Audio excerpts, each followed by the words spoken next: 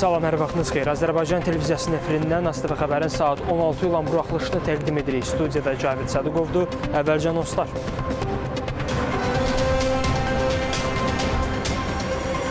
Prezident İlham Əliyev Moldova Baş nazirinin müavini Xarici İşlər naziri Mikhail Papşoyni qəbul etdi.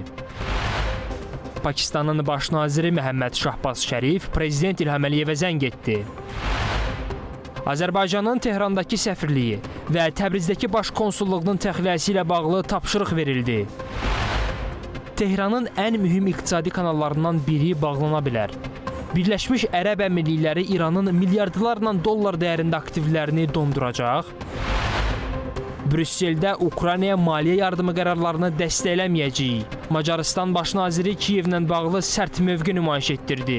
Ukrayna neft tranzitinə ərazılıq verməyənə qədər Macarıstan ərazisindən Ukraynaya vacib olan tranzit daşımalarını da dayandıracağıq. Sinoptiklərdən açıqlama. Sabah paytaxtda hava dəyişkən buludlu olacaq, bəzi yerlərdə yağış ehtimalı var. İndi isə ətraflı. Prezident İlham Əliyev bugün Moldova Respublikasının baş nazirinin müavini Xarici İşlər naziri Mikhail Papşoyni qəbul edib. Qəbula görə dövlətimizin başçısına təşəkkür edən Mikhail Papşoy Moldova prezidenti Maya Sandunun salamlarını Prezident İlham Əliyevə çatdırdı. Dövlətimizin başçısı salamlara görə minnətdarlığını bildirdi, onun da salamlarını Maya Sanduya çatdırmağı xahiş etdi. Prezident İlham Əliyev beynəlxalq təşkilatlar çərçivəsində Moldovanın dövlət başçısı ilə görüşlərini və aparılmış müzakirələri məmnunluqla xatırladı. Mikhail Papşoy İranın pilotsuz uçuş aparatları ilə Azərbaycana qarşı törətdiyi hücumları Moldovanın qətiyyətlə qınadığını dedi. Bu məsələdə ölkəmizlə həmrəy olduqlarını vurğuladı. O, hücum zamanı xəsarət alanların tezliklə sağalmasını arzuladı. Xalqlarımız arasında dostluq münasibətlərinin mövcud olmasını məmnunluqla qeyd edən qonaq dedi ki, Moldovanın çətin günlərində Azərbaycanın dəstəyini həmişə xatırlayırlar və bunu yüksək qiymətləndirirlər. Prezident İlham Əliyev nümayiş etdirilən mövqeyə görə təşəkkür etdi. Söhbət zamanı Azərbaycanın və Moldovanın daim bir-birlərinin ərazi bütövlüyünü və suverenliyini dəstəklədikləri məmnunluqla qeyd olundu. İkitərəfli münasibətlərimizin inkişafı, o cümlədən siyasi, iqtisadi, ticari, enerji və digər sahələrdə əməkdaşlığın dərinləşdiyi vurğulandı. Müxtəlif səviyyələrdə qarşılıqlı səfərlərin əlaqələrimizin genişlənməsində roluna toxunuldu. Bu xüsusda Mikhail Papşoynin səfərinin uğurlu olacağına əminlik bildirildi. Söhbət zamanı beynəlxalq təşkilatlar çərçivəsində əməkdaşlıq, siyasi dialoqun intensivləşdirilməsi və digər qarşılıqlı maraq doğuran məsələlərə dair fikir mübadiləsi aparıldı. Prezidentin mətbuat xidmətinin məlumatına diqqətinizə çatdırırıq. Bugün Pakistan İslam Respublikasının baş naziri Məhəmməd Şahbaz Şərif Azərbaycan Respublikasının prezidenti İlham Əliyevə zəng eləyib. Pakistanın baş naziri İranın Azərbaycana qarşı hərbi hücumunu və terror aktlarını qınadığını bildirib. Bu çətin gündə Pakistan dövləti və ordusunun Azərbaycan dövləti və ordusunun yanında olduğunu qeyd eləyib. Azərbaycanın Pakistana hər zaman güvənə biləcəyini deyib. Məhəmməd Şahbaz Şərif Azərbaycan-Pakistan dostluğu və qardaşlığının davam edəcəyini vurğulayıb. Dövlətimizin başçısı göstərilən dəstəyə və həmrəyliyə görə minnətdarlığını bildirib. Prezident İlham Əliyev hər zaman Azərbaycanın qardaş Pakistanın haqq işini müdafiə edəcəyini deyib. Dövlətimizin başçısı qeyd edib ki, İran tərəfindən Azərbaycana qarşı törədilmiş bu terrorun Pakistan tərəfindən şiddətlə qınanılması Azərbaycan-Pakistan dostluğunu bir daha əks etdirir. Azərbaycan prezidenti və Pakistanın baş naziri yaxşı və çətin günlərdə ölkəmizin daim bir-birinin yanında olduqlarını və istənilən qarşılıqlı dəstək verməyə hazır olduqlarını vurğulayıblar.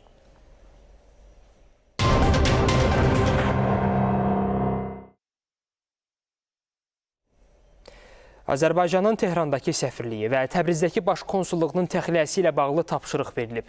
Bunu Xarici İşlər naziri Ceyhun Bayramov, Moldovanın baş nazirinin müavini Xarici İşlər naziri Mikhail Papşoy ilə birgə mətbuat konfransında bildirib. Nazir qeyd edib ki, İranın ölkəmizdəki səfiri Xarici İşlər Nazirliyinə çağırılıb. Dünən İran Xarici İşlər Naziri ilə mənim bir neçə əlaqəm olmuşdur. Bu məsələ bütün ciddiliyi ilə müzakirə edilmişdir. İran tərəfi məsələnin ciddi şəkildə araşdırılması barədə vəd vermişdir və biz həmin araşdırmanın təbii ki, nəticələrini indi ən yaxın zamanlarda gözləyəcəyik. Ötən gün İrandan Naxçıvana dron hücumları zamanı Şəkərabad kənd tam orta məktəbinin şagird və müəllimləri təhlükəsizlik məqsədi ilə təxliyə edilib, tədris müvəqqəti dayandırılmışdı. Bugün məktəbdə tədris prosesi bərpa edilib. Son hadisələrlə əlaqədar Bakı-Naxçıvan-Bakı marşrutu üzrə bugünə planlaşdırılan bütün reyslər ləğv olunub. Azərbaycan vətəndaşları üçün Bakıdan Naxçıvana nəqliyyat əlaqəsinin təmin olunması məqsədi ilə Bakıdan Türkiyənin İğdır şəhərinə və əks istiqamətdə aviareyslər təyin edilib. Son hadisələr fonunda Naxçıvanla nəqliyyat əlaqəsinin təmin olunması üçün alternativ marşrut üzrə uçuşlar davam etdirilir. Elə biz də hazırda Heydər Əliyev Beynəlxalq Hava Limanındayıq. Azərbaycan Hava Yolları tərəfindən yayılan rəsmi məlumata görə mövcud vəziyyət nəzərə alınaraq Bakı ilə Naxçıvan arasında sərnişin daşımalarının təmin olunması məqsədi ilə Bakı-İğdır-Bakı marşrutu üzrə növbəti reyslər təşkil edilib. Azalın açıqladığı uçuş cədvəlinə əsasən martın 6-sına, yəni bugünə planlaşdırılan reyslər günün ikinci yarısından etibarən həyata keçiriləcək. Belə ki, Bakıdan İğdıra uçuşlar saat 16:30, 17:30, 18:30 və 19:30-da həyata keçiriləcək. Sərnişinlər İğdır hava limanına çatdıqdan sonra isə onların Naxçıvana daşınması xüsusi avtobuslarla təmin olunacaq. Avtobuslar müvafiq olaraq 18:30, 19:30, 20:30 və 21:30-da İğdırdan yola düşərək sərnişinləri Naxçıvana çatdıracaq. Əks istiqamətdə isə Naxçıvandan İğdıra avtobus reysləri 14, 15, 16 və 17:00-da hərəkət edəcək. Bundan sonra sərnişinlər İğdırdan Bakı istiqamətində aviareyslərlə paytaxta qayıda biləcəklər. İstərdik elə biz də sərnişinlərdən birinə yaxınlaşaq. Elə onun da təəssüratlarını öyrənək. Salam, hər vaxtınız xeyir olsun. Hansı istiqamətə gedirsiniz və nə vaxtdan planlaşdırırsınız? Yəni, yubanma oldu mu sizin reyslərdə? Son günlərdəki proses səbəbindən birbaşa Naxçıvana gedə bilmirik, amma Türkiyə vasitəsilə, Türkiyəsi qardaş ölkə sağ olsun, bizim üçün reyslər ayrılıbdır, Bakı-İğdır reysləri. Biz samolyot vasitəsilə, təyyarə vasitəsilə gedirik İğdıra. Oradan da avtovağzaldan elə bil avtobuslar bizi götürür, Naxçıvan avtovağzalına aparıb orada çatdırır bizi şəhərə. Belədir vəziyyət. Reysimiz saat neçədir? 16:30.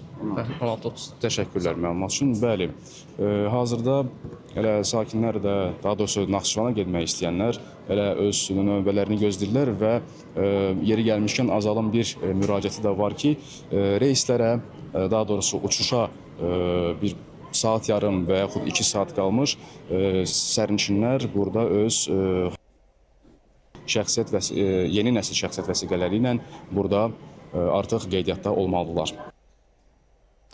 Almaniya mətbuatı İranın Naxçıvana hücumuna dair xəbərləri ictimaiyyətə təqdim edib. Prezident İlham Əliyevin sədrliyi ilə keçirilən Təhlükəsizlik Şurasının iclası da Alman mediasında yer alıb. Almaniya mediası Azərbaycanın Naxçıvan Muxtar Respublikasına İran tərəfindən həyata keçirilən pilotsuz uçuş aparatları hücumlarına və martın 5-də Azərbaycan Respublikasının prezidenti İlham Əliyevin sədrliyi ilə Təhlükəsizlik Şurasının iclası haqqında xəbərlərə geniş yer verir. Almaniyanın Spiegel, Zeit, Handelsblatt, Tagesspiegel, Bild, Berliner Zeitung qəzeti və jurnalları, Tagesschau və Welt telekanalları, eləcə də digər media qurumları bu barədə silsilə xəbərlər yayımlayır. Xəbərlərdə Azərbaycanın Naxçıvan Muxtar Respublikasında aeroportun, məktəb binasının və digər mülki obyektlərin dron hücumuna məruz qaldığı vurğulanaraq bu hücumun Azərbaycan tərəfindən sərt şəkildə pisləndiyi və İran səfirinin Azərbaycan Xarici İşlər Nazirliyinə çağırıldığı bildirilir. Məsələ ilə əlaqədar Azərbaycan Prezidenti İlham Əliyevin sədrliyi ilə Təhlükəsizlik Şurasının iclasının keçirildiyi, dövlətimizin başçısının göstərişi ilə Azərbaycan Silahlı Qüvvələrinin yüksək döyüş hazırlığına gətirildiyi qeyd olunur. Spiegel jurnalının yaxın şərqdəki vəziyyətlə bağlı daim yenilənən xəbər blokunda yer alan məlumatda hücumdan sonra Azərbaycan Silahlı Qüvvələrinin yüksək döyüş hazırlığı vəziyyətinə gətirildiyi qeyd olunur. Handelsblatt qəzeti rəsmi Bakının ölkənin ərazi bütövlüyünü və suverenliyini qorumaq, həmçinin mülki əhalinin və mülki infrastrukturun təhlükəsizliyinin təmin etmək üçün zəruri əks tədbirlər hazırladığını qeyd edib. Tagesspiegel İl qəzeti İran müharibəsinin getdikcə daha çox ölkəyə yayıldığını qeyd edir. Azərbaycanın bu iyrənc terror aktına görə cavab tədbirləri görəcəyini açıqladığı Prezident İlham Əliyevin göstərişi ilə silahlı qüvvələrin döyüş hazırlığı vəziyyətinə gətirildiyi qeyd olunur. Qəzet Avropa İttifaqının ali nümayəndəsi Kaja Kallasın Brüsseldə verdiyi açıqlamada İranın xaos yaratmaq üçün müharibəni mümkün qədər çox ölkəyə yaymağa çalışması barədə fikrini də diqqətə çatdırır. Zeit Tagesschau xəbər xidmətinin məlumatında Türkiyənin Azərbaycanın hücuma məruz qalmasına dərhal sərt reaksiya verdiyi, qardaş ölkənin Xarici İşlər Nazirliyinin bəyanatında regionda üçüncü ölkələrə qarşı hücumların dayandırılmasının zəruriliyini vurğulandığını və bu cür hücumların müharibənin eskalasiyası riskini artırdığını bəyan etdiyi vurğulanır. Mərkəzi Asiya ölkələrinin aparıcı kütləvi informasiya vasitələri də Prezident İlham Əliyevin dünən Naxçıvana pilotsuz uçuş aparatı ilə endirilən hücumla bağlı keçirilən Təhlükəsizlik Şurasının iclasındakı çıxışını geniş şəkildə işıqlandırır. Bir sıra məqamlar xüsusi qeyd edilir. Mərkəzi Asiya kütləvi informasiya vasitələri Naxçıvana dron hücumu və dövlət başçısı İlham Əliyevin çıxışının bir sıra məqamlarına xüsusi diqqət ayırıblar. Belə ki, Qazaxıstanın Orda KZ, Ulus Media KZ, Arbat Media və Nur KZ nəşrləri Azərbaycan dövlət başçısının bəyanatlarına geniş yer ayırıb. Məqalələrdə qeyd olunur ki, dron hücumu nəticəsində mülki obyektlərə ziyan dəyib. Prezident İlham Əliyev baş verən hadisə ilə bağlı İrandan rəsmi izahat və üzr tələb edib. Həmçinin vurğulanır ki, bu hadisə terror aktı olaraq qiymətləndirilib və Bakının iki ölkə münasibətlərinin inkişafı üçün əvvəllər atdığı addımlar fonunda bu hücum qeyri-adekvatlıq kimi görsənir. Mövzu Özbəkistanın aparıcı media orqanlarında da geniş işıqlandırılıb. Belə ki, Kun-Uz, Qazet-Uz və Daryo-Uz portalları Azərbaycanın Təhlükəsizlik Şurasının təcili iclasının keçirdiyini və Bakının İran tərəfindən baş verən hadisə ilə bağlı izahat tələb etdiyini yazıb. Bundan əlavə Qırğızstanın 24 KQ, Kaktus Media və AK Press informasiya resursları da Azərbaycan liderinin bəyanatları barədə məlumat yayıb. Nəşrlərdə qeyd olunur ki, Azərbaycan prezidenti dron hücumunu terror aktı kimi qiymətləndirib və hadisənin hər tərəfli araşdırılmasının vacibliyini bildirib. Həmçinin məlumatlarda bildirilir ki, Təhlükəsizlik Şurasının iclası zamanı Prezident İlham Əliyev ölkənin hüquq mühafizə və güc strukturlarına bir sıra tapşırıqlar verib. Onlara təhlükəsizlik tədbirlərinin gücləndirilməsi, strateji obyektlərin nəzarətdə saxlanılması və mümkün təhdidlərə operativ reaksiya verilməsi tapşırılıb. Bundan əlavə sərhədlərdə nəzarətin gücləndirilməsi və mümkün risklərin qarşısının alınması istiqamətində əlavə tədbirlərin görüldüyü qeyd olunur. Media resurslarının dərc etdiyi məqalələr əsasında belə bir qənaətə gəlmək olar ki, Prezident İlham Əliyevin Təhlükəsizlik Şurasının iclasında etdiyi çıxış Mərkəzi Asiya ölkələrinin informasiya məkanında geniş rezonans doğurub. Region media qurumları Bakının mövqeyini və ölkənin təhlükəsizliyinin təmin edilməsi istiqamətində atılan addımları geniş şəkildə işıqlandırır. Peşman olacaqlar. Azərbaycan Prezidenti İlham Əliyevin Təhlükəsizlik Şurasının iclasında səsləndirdiyi bu fikirlər Türkiyənin nüfuzlu kütləvi informasiya vasitələrində ön plana çıxarılıb. Dövlət başçısının İran tərəfindən Azərbaycan ərazisinə qarşı həyata keçirilən terror aktına həsr edilən iclasdakı çıxışı qardaş ölkədə geniş əks-sədaya səbəb olub. İrandan Naxçıvana pilotsuz uçuş aparatı hücumu və bunun nəticəsində 4 vətəndaşımızın xəsarət alması mövzusu Türkiyədə gündəmdə qalmağa davam edir. Azərbaycan Prezidenti Cənab İlham Əliyevin Təhlükəsizlik Şurasındakı çıxışı Türkiyə mediasında xüsusi əks-sədaya səbəb olub. Nüfuzlu qəzetlər Hürriyyət, Milliyyət, Türkiyə, Sabah, Yeni Şafaq və digər nüfuzlu qəzetlərin həm elektron, həm çap versiyalarında dövlət başçımızın çıxışına olduqca geniş yer ayrılır. Azərbaycan Prezidenti İlham Əliyevdən İrana kəskin reaksiya. Bu demək olar ki, bütün qəzetlərin ortaq səllöfəsidir. Eyni zamanda qəzetlər dövlət başçımızın çıxışından müxtəlif statları ön plana çıxarırlar. Digər tərəfdən Azərbaycana dəstək mesajları gəlməyə də davam edir. Türk Dövlətləri Təşkilatından növbəti bəyanat yayılıb. Təşkilatın baş katibi Kuvanişbek Ömür Aliyevin bəyanatında İranın mövqeyi qətiyyətlə pislənilir. Eyni zamanda təşkilatın Azərbaycan xalqı ilə həmrəyliyi ifadə edilir. İranla bağlı məsələlər və bunun fonunda həm Türkiyəyə ballistik raketin atılması, həm Naxçıvana pilotsuz uçuş aparatının göndərilməsi məsələsi siyasi dairələrin, diplomatik və hərbi dairələrin də gündəmindədir. Gələn həftə konkret olaraq martın 10-da Türkiyə Böyük Millət Məclisinin bu məsələlərlə bağlı xüsusi toplantısının keçirilməsi gözlənilir. Həmin toplantıda Xarici İşlər Naziri Hakan Fidan və Milli Müdafiə Naziri Yaşar Gülərin yaranmış vəziyyətlə bağlı parlamentarilərin məlumatlandırması nəzərdə tutulur. ASTV xəbərə baxırsınız. Qarabağda çoxfunksiyalı məkanlar yaradılacaq. Pilot layihə özünü doğruldacağı təqdirdə digər regionlarda da həyata keçiriləcək. Bunu Milli Məclisin Mədəniyyət Komitəsinin iclasında Mədəniyyət Nazirinin müavini Səadət Yusifova deyib. İclas zamanı mədəniyyət haqqında qanun layihəsinə edilən dəyişikliklər müzakirə olunub.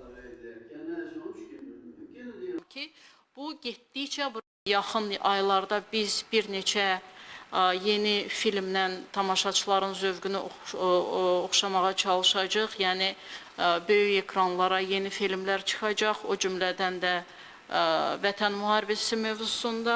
Mədəniyyət sahəsində qrantın yalnız qeyri-hökumət təşkilatlarına verilməsi yaradıcı insanlara məhdudiyyət yaradır. Yəni eləsi var ki, qeyri-hökumət təşkilatı təsis eləməyibdir, amma bir fiziki hüquqi şəxs kimi qrant almaq istəyir.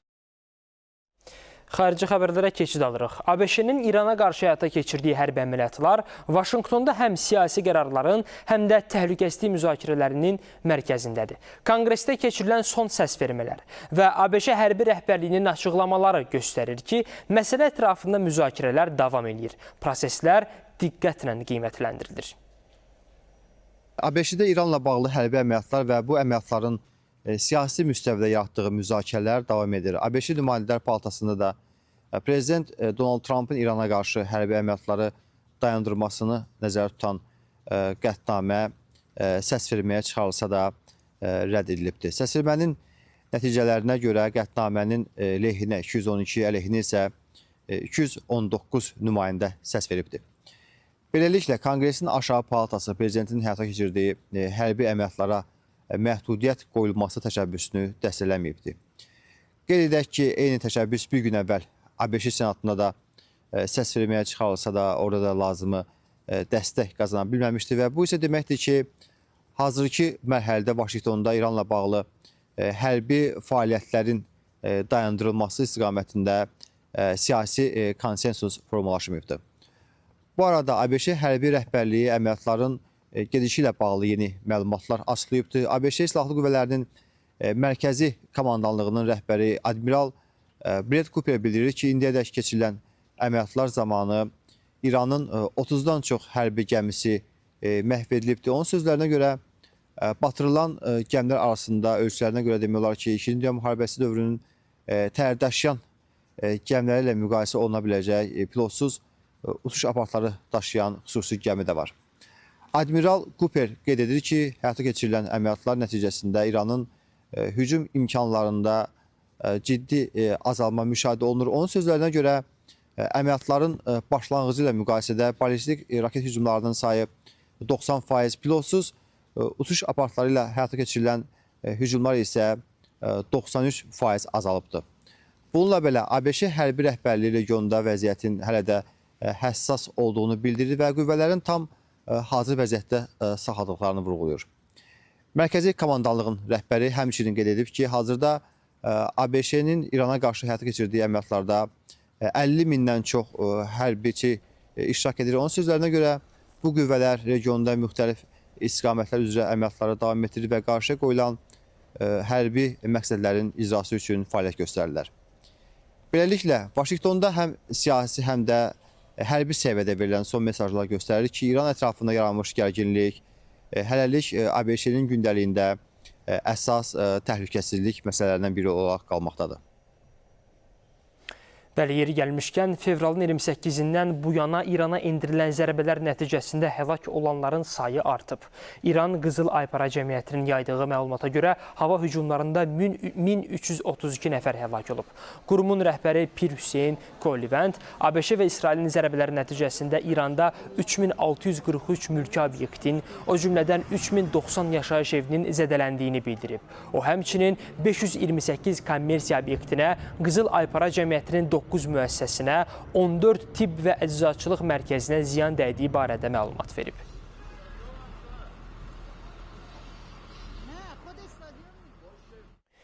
İsrail Müdafiə Qüvvələri İrana hava zərbələrini davam etdirir. Son məlumatlara görə 6 raket buraxılışı qurğusu vurulub. İsrail ordusunun mətbuat xidməti bununla bağlı açıqlama yayıb. Qeyd olunur ki, buraxılış qurğuları İsrail ərazisini hədəfə almazdan bir neçə dəqiqə əvvəl vurulub. Bundan əlavə, İranın 3 müdafiə sisteminə zərbələr endirilib. İsrail Müdafiə Qüvvələrinin yaydığı açıqlamaya əsasən, İranda ballistik raket buraxılış qurğularının 60%-dən çoxu məhv edilib.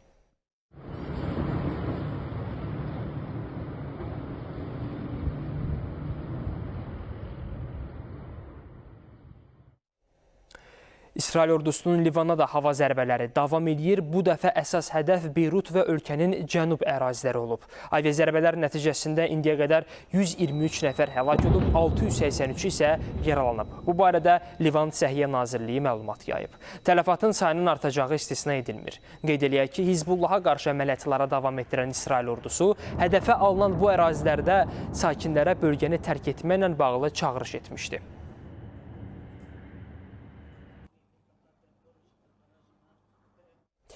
Birləşmiş Ərəb Əmirlikləri İranın milyardlarla dollar dəyərində aktivlərini dondurmağı nəzərdən keçirir. Bu barədə The Wall Street Journal qəzeti məlumat yayıb. Bildirilir ki, belə bir addım atılacağı təqdirdə bu, Tehranın ən mühüm iqtisadi kanallarından birinin bağlana biləcəyinə səbəb ola bilər. Qeyd olunur ki, qərar qəbul edilərsə, Tehran xarici valyutaya çıxış və qlobal ticarət şəbəkələri ilə əlaqələr baxımından ciddi məhdudiyyətlərlə üzləşə bilər.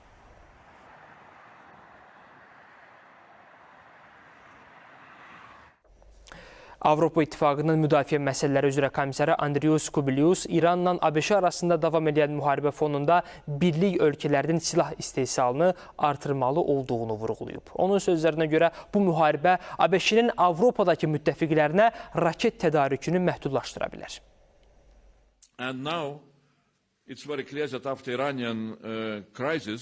İndi artıq tamamilə aydındır ki, İran böhranından sonra biz Avropalılar üçün hava hücumundan müdafiə və antibalistik raketlərin istehsalını artırmaq daha da təxirə salınmaz bir vəzifəyə çevrilib. Çünki Amerikalılar həm körfəz ölkələri, həm öz orduları, həm də Ukraynanın ehtiyacları üçün həqiqətən də kifayət qədər raket təmin edə bilməyəcəklər. Rusiya ilə Ukrayna arasında növbəti əsir mübadiləsi həyata keçirilib. Ukrayna prezidenti Volodymyr Zelenski Rusiyanın əsirliyində olan daha 300 Ukraynalı hərbçinin vətənə qaytarıldığını açıqlayıb. Onun sözlərinə görə bugün həmçinin 2 mülki Ukrayna vətəndaşı da geri qaytarmaq mümkün olub. Zelenski bildirib ki, azad edilənlər arasında Ukrayna Silahlı Qüvvələri, Milli Qvardiya və Sərhəd Xidmətinin hərbçiləri var. Rusiya Müdafiə Nazirliyi də 300 Rusiyalı hərbçinin əsirlikdən azad edildiyini və eyni sayda Ukraynalı hərbçinin Kiyevə təhvil verildiyini bildirib. Xatırladaq ki, martın 5-də tərəflər arasında daha bir əsir mübadiləsi baş tutmuş və 200 Rusiyalı ilə 200 Ukraynalı hərbçi dəyişdirilmişdi. Əsir mübadiləsi ilə bağlı razılaşma Cenevrə şəhərində keçirilən 3 tərəfli danışıqlarda əldə olunub.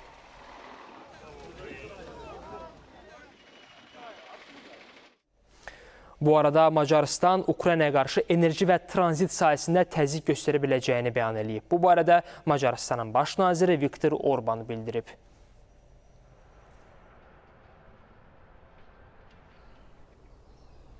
Brüsszelben egész addig, amíg az ukránok Əgər Ukraynalılar beynəlxalq müqaviləyə əsasən Drujba kəmərindən buraxmalı olduqları neftin tranzitinə icazə verməsələr, Brüsseldə Ukraynaya maliyyə yardımı qərarlarını dəstəkləməyəcəyik. Onlar Macarları şantaj eləyərsə, biz də əlimizdə olan bütün vasitələrdən istifadə eləyəcəyik. Biz artıq Ukraynaya benzin tədarükünü dayandırmışıq, dizel də daşımırıq. Hələlik elektrik enerjisinin ixracına davam etdiririk, lakin Ukrayna neft tranzitinə ərazlıq verməyənə qədər Macarıstan ərazisindən Ukraynaya vacib olan tranzit daşımalarını da dayandıracağıq. Rusiyanın nəzarətində olan Sevastopol şəhəri Ukrayna dronlarının hücumuna məruz qalıb. Bu barədə yerli icra orqanları məlumat yayıb. Nəticədə 9 nəfər xəsarət alıb. Onların arasında uşaqlar da var. Zərbələrin təsirindən yaşayış binalarında ciddi dağıntılar qeydə alınıb. Dəymiş ziyanın həcmi hesablanılır.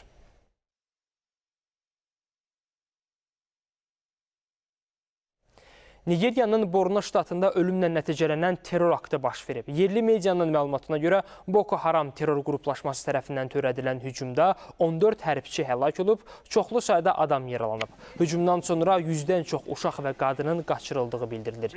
Qeyd eləyək ki, Boko Haram qruplaşmasının 2009-cu ildən indiyə qədər törətdiyi kütləvi hücumlarda 10 minlərlə insan həyatını itirib, 100 minlərlə sakin evlərindən didərgin düşüb. Terror qruplaşması son 10 ildə Nigeriya ilə həmsərhəd olan Kamerun, Çad və Nigerdə də hücumlar təşkil edib.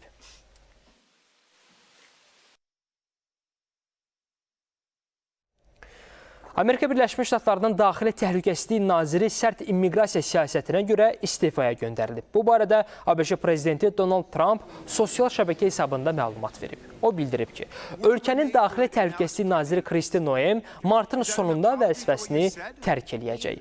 Noemin yerinə Respublikaçılar Partiyasının üzvü və ABŞ Konqresinin Senat üzvü Markuyen Mallin namizəd göstərilib. Noemin istifası təşəbbüsü demokratlar tərəfindən irəli sürülüb. Daha sonra bir neçə Respublikaçı da bu tələbi dəstəkləyib. İstifaya səbəb kimi Minnesota şəhərində ABŞ vətəndaşları Rene Good və Alex Prettinin immiqrasiya xidmətinin əməkdaşları tərəfindən öldürülməsi ilə bağlı qalmaqal göstərilir. Braziliyanın cənubunda 4 mərtəbəli qocalar evi çöküb. Belo Horizonte şəhərində qeydə alınan hadisə nəticəsində azı 11 nəfər həyatını itirib, 8 adam xəsarət alıb. Dağıntılar altında qalan daha bir nəfərin taleyi məlum deyil. Hadisə baş verən vaxt binada 29 nəfər olub. Onlardan 8-i xilasedicilər tərəfindən dağıntılar altından yaralı vəziyyətdə çıxarılıb. Daha 9 nəfər yaxınlıqdakı insanların köməyi ilə çökməkdə olan binanı tərk eləyə bilib.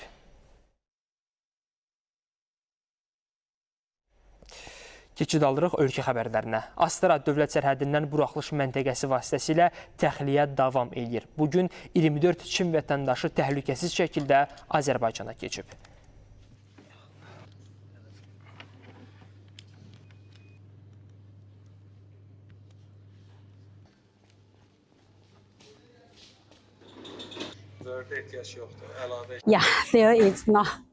Bəli, İrandakı vəziyyətlə bağlı oradan çıxdıq. Sərhədi rahat keçdik və buna görə Azərbaycana təşəkkür edirik.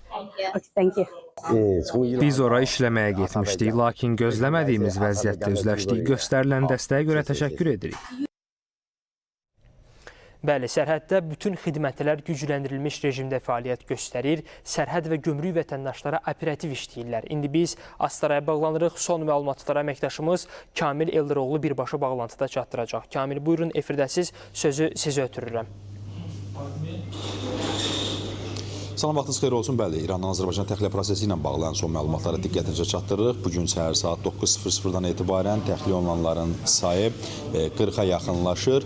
Daha çox təxliyə olunanlar Çin vətəndaşlarıdır. İndi isə Kanada vətəndaşlarının təxliyə prosesi həyata keçirilir və ümumilikdə bir məlumatı qeyd edeyim ki, ötən gündən bu günədə isə təxliyə olunanların sayı 250 nəfərdən çoxdur və bu proses operativ və təhlükəsiz formada hazırda gücləndirilmiş iş rejimində olan dövlət qurumlarının əməkdaşları tərəfindən həyata keçirilməkdə davam edir və nəzərə alsaq ki, fevralın 28-dən bu günədək təxliyə olunanların sayı artıq 1600-ə yaxınlaşır və bunlar da 46 ölkənin nümayəndələrdir. Azərbaycan isə 300-ə yaxın vətəndaşı İrandan təxliyə olunub. Eyni zamanda İrandan bu gün ərzində Tehranda yerləşən Azərbaycan səfirliyinin nümayəndə heyəti, eyni zamanda Təbrizdə yerləşən konsulluğun nümayəndə heyətlərində təxliyəsi reallaşacaq. Təbii ki, ASTV xəbər komandası olaraq da bu təxliyə prosesini izləyicilərimizə göstərməyə çalışacağıq.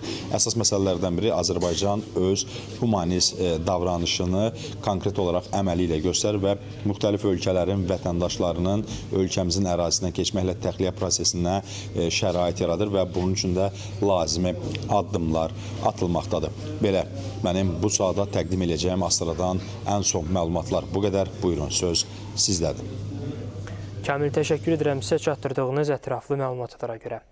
Qafqaz Müsəlmanları İdarəsi yaxın şərqdə gərginlik səbəbindən həcc ziyarətinin təxirə salınacağı ilə bağlı yayılan xəbərlərə aydınlıq gətirib. Qurumun məlumatına görə ziyarətə yola düşmə tarixi dəyişdirilməyib və proses plan üzrə davam edir. Artıq kvotanın 85%-dən çoxu tamamlanıb. İlk zəvvər qrupunun isə mayın 17-sində həcc ziyarətinə yola salınacağı gözlənilir.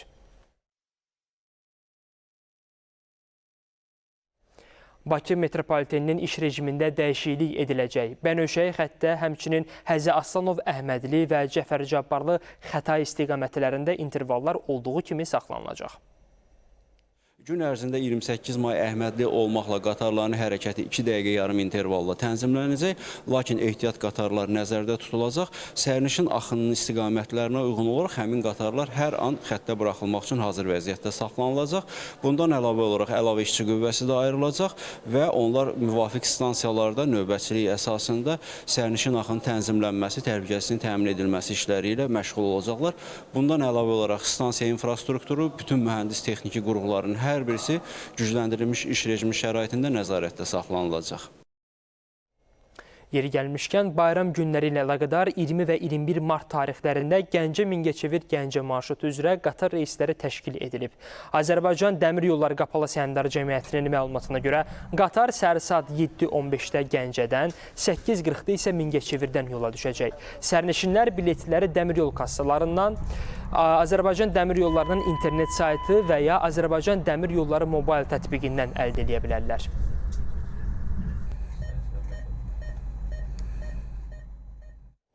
Kürdəmirdə yanğın hadisəsi olub. Sığırlı kəndində Raqif Zeynalova məxsus 2 mərtəbəli 6 otaqlı ev əşyaları ilə birlikdə yanıb. Əraziyə Dövlət Yanğından Mühafizə Xidmətinin qüvvəsi cəlb olunub. Alov söndürülüb. Ətraf ərazilər yanğından mühafizə olunub.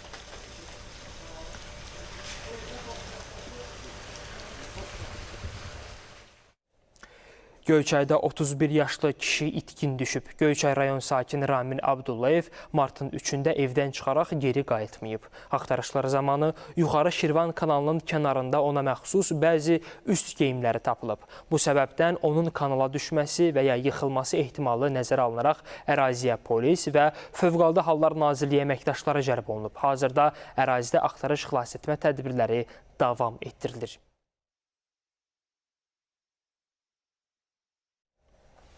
Ali təhsil müəssisələrinə və kolleclərə ərizələrin qəbulu başa çatıb. Fevralın 28-dən bugünə qədər 133.389 abituriyent qeydiyyatdan keçib. Ali məktəblərdə 129.655, kolleclərdə isə 120.377 ərizə təsdiqlənib. Sənədlərin əksəriyyəti Azərbaycan bölməsinə aiddir.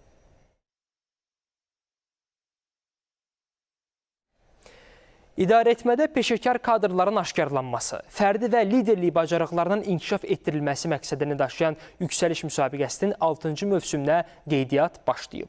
Qeydiyyat yüksəliş müsabiqəsinin rəsmi internet səhifəsi olan yüksəliş.az vasitəsilə həyata keçirilir. Aprelin 16-sına qədər davam edəcək prosesdə yaşı 21-dən 51-ə qədər olan ali təhsilli, ən azı 2 il idarəetmə təcrübəsinə malik Azərbaycan vətəndaşları iştirak edə bilər. Müsabiqənin sonunda qaliblər 1 illik fərdi inkişaf planı və özünü inkişaf üçün 20 min manat məbləğində pul mükafatı əldə edəcəklər. Birinci ildə biz əgər 11.760 nəfər müraciətçi olmuşdursa, 5-ci müsabiqədə artıq 16.533 nəfər iştirak üçün müraciət etmişdir. 5 müsabiqə ərzində bizim 116 nəfər qalibimiz olmuşdur. Onlardan artıq xanımların sayı 30%-dən 13%-ə düşüb təəssüf ki, amma kişilərin sayı 86%-ə qalxmışdır. Almaniyanın paytaxtı Berlində xalq rəssamı Əşrəf Heybətovun 75 illik yubileyinə həsr olunan Doğma Vətənin Rəngləri adlı sərgi keçirilib. Tədbir Azərbaycanın Almaniyadakı səfirliyinin və Berlindəki Azərbaycan Mədəniyyət Mərkəzinin təşkilatçılığı ilə təşkil olunub.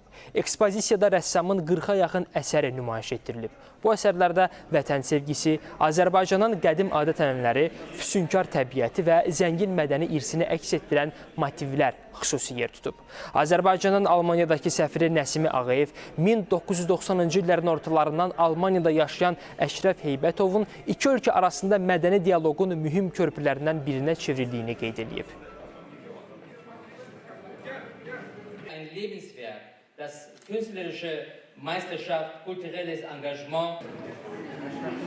Azərbaycanın mədəniyyəti təbliğat eləmək. Bu mənim bir Azərbaycan rəssam kimi, Azərbaycan vətəndaş kimi borcumdur. Mənə ən əziz Qarabağ mənzərə.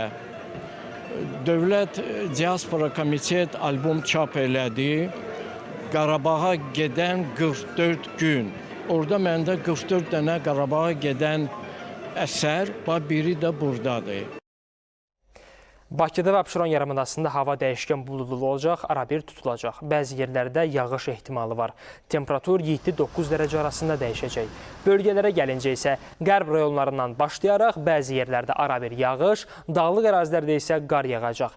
Gecə və səhər duman olacaq. Arabir güclənən qərb küləyi əsəcək. 6-11 dərəcə isti təşkil olunacaq. Belə hörmətli tamaşaçılar, bu saat olan son xəbərlərimiz bunlardan ibarət idi. Diqqətiniz üçün təşəkkürlər, sağ olun, salamat qalın.